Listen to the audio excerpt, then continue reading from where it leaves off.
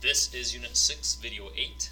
In this video, we will talk about stoichiometry with gases. We will relate stoichiometry to gas laws. And here it says that we can use the mole relationships in a balanced equation and calculate the volumes using the ideal gas law.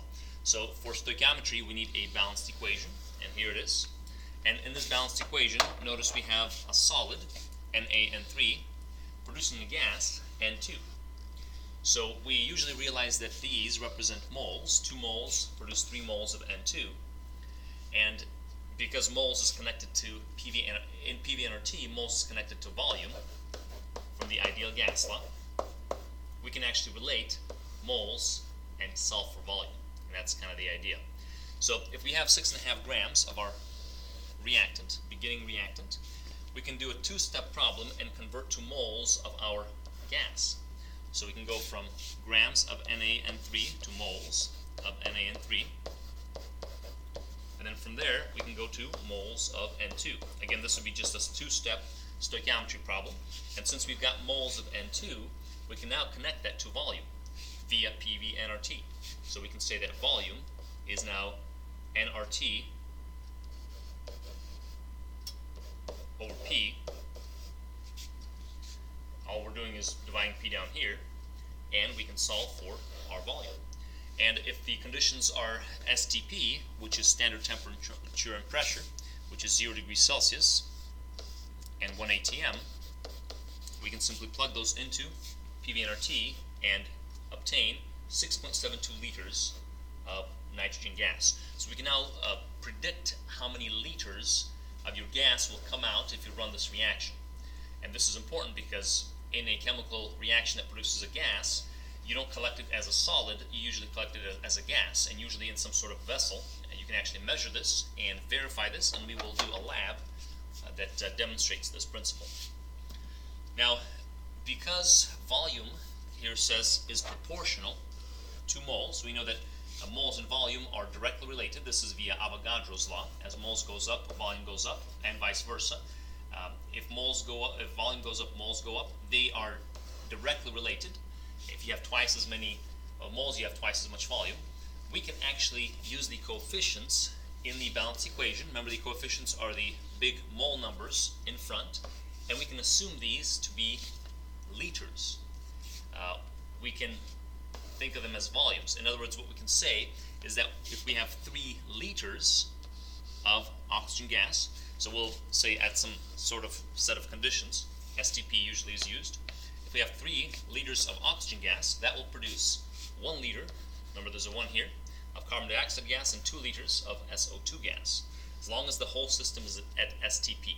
Or if it's at any other set of conditions, temperature and pressure, we can assume this. So hopefully that makes sense, but you can actually convert.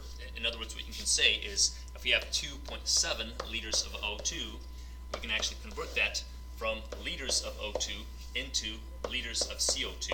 And since I have a 3-to-1 relationship, I actually just divide 2.7 by 3, and that can give me liters of CO2, and that's kind of the idea here. All right, let's go ahead and do an example problem. Example 11. The safety airbags in automobiles are inflated by nitrogen gas via the equation that we just saw up above. This is called sodium azide, which is a strange form of sodium and nitrogen put together. Very unstable. Essentially, the whole point of it being unstable is that it releases nitrogen really quickly and really easily. So we have an airbag to be filled to 36 liters, and we need it'll be filled at a pressure of 1.15 atm, just slightly higher than atmospheric pressure. We don't want the thing to be in danger of exploding if it's any higher. And then temperature, roughly room temperature, a little warmer. And how many grams of my sodium azide should I begin with? This is a practical problem. If we want to fill a balloon up or a volume up to a certain amount, how much should I begin with? All right, so what we'll do here, we realize that moles is connected to grams. So here it says how many grams. Well, if I can find moles of NaN3, then I'll simply convert to grams. And that's the idea. The way I'm going to find moles is using the moles from the equation, the moles of nitrogen, and the way I'm going to find that is via PV and RT. So anytime you have a gas connected in a chemical equation, you can use PV and RT to find the moles of that gas, and that's exactly what we'll do. So in this case, we need moles, so remember PV and RT.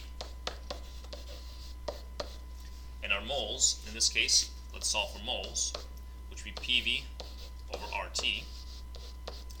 Looks like our pressure is already given in atmospheres, which is what we need. Remember the R constant is, we're going to go ahead and use this 08206 liters atmospheres mole Kelvin.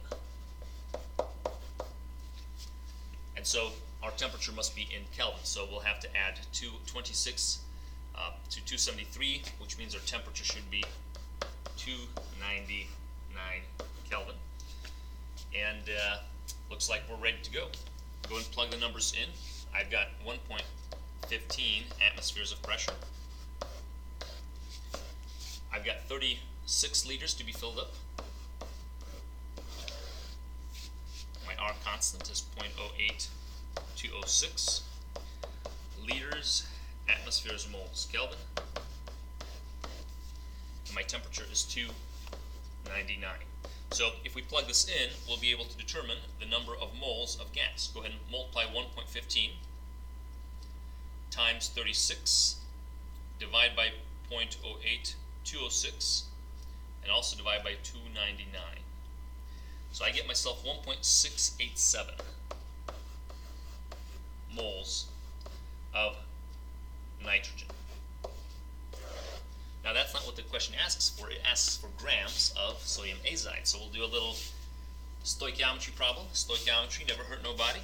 So here we go. 1.687 moles of nitrogen. Now I'm going to go from moles of nitrogen to grams of sodium azide, which is a two-step problem. Moles to grams, 2 steps. So go ahead and set this up. That's 2 steps. We'll go from moles of nitrogen into moles of sodium azide. And then we'll go from moles of sodium azide into grams of the same. Now the mole-to-mole relationship is 2 to 3, so 3 nitrogen for 2 sodium azide. And the molar mass of sodium azide, let's calculate that real quick. It looks like we've got 1401 for each nitrogen times 3 plus 2299, 6502, if I did that right, 6502. That sounds right. And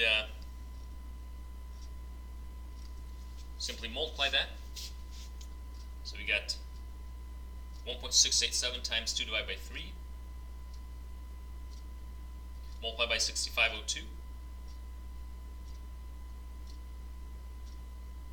to give us a total of 73 grams. Since we've got 2 sig figs, we need to have 2 sig figs at the end, so 73 grams of sodium azide. And that is it. So here is an example connecting PV and RT with stoichiometry, which is an important skill or important tool for the chemist. Alright, this completes video 8.